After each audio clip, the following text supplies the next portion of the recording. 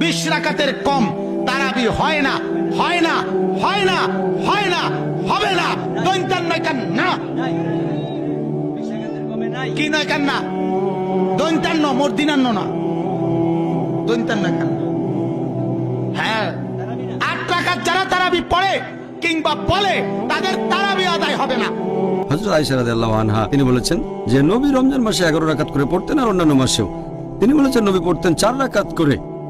আমি এই রাকাতগুলোর দৈর্ঘ্য আর সৌন্দর্যের বর্ণনা দিতে পারবো না। তারপর আবারও পড়তেন 4 রাকাত, এটার দৈর্ঘ্য আর সৌন্দর্যের বর্ণনা দিতে আমি পারবো না। এরপর পড়তেন 3 রাকাত, তার মানে 8 যোগ 3।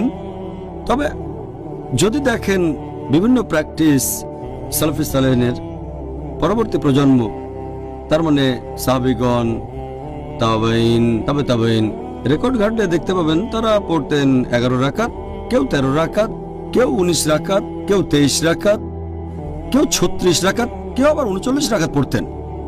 আর আপনি যদি পড়েন মুসান্নাফ ইবনে শাইবা খণ্ড নম্বর 2 পৃষ্ঠা নম্বর 165 ও 166, বলা হয়েছে যে তাবাইনগণ যখন রমজান মাসে কিয়ামুল লাইল পড়তেন, যেটাকে বলা হয় তারাবি, তারা পড়তেন 20 রাকাত।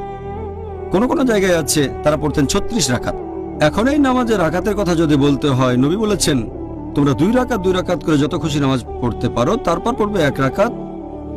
আর আমি আগেও বলেছি সহিহ বুখারী হাদিস নাম্বার 472 খণ্ড নম্বর 1, আপনি যত রাকাত খুশি নামাজ পড়তে পারেন, প্রথমে 2 রাকাত পরে 1 রাকাত। তবে আপনি যদি নবীর সুন্নত মেনে চলতে চান, নবী সবসময় পড়তেন 8 রাকাত যোগ 3। তাহলে কত রাকাতের অনুমতি আছে? আপনি যত খুশি পড়তে পারেন, 8, 10, 20, 36, সমস্যা নেই। তারপরে পড়বেন 3 রাকাত বেতর। আর আমাদের নবী পড়তেন 8 যোগ 3 11। তবে আপনি যত রাকাত খুশি নামাজ পড়তে পারেন।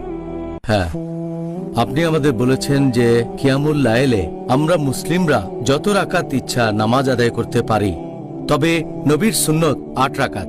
আপনি সেরকমই বলেছেন। হ্যাঁ, নবী পড়তেন 8 রাকাত, আলহামদুলিল্লাহ। তবে অনুমতি দিয়েছেন আপনি যত রাকাত খুশি পড়তে পারেন। হ্যাঁ।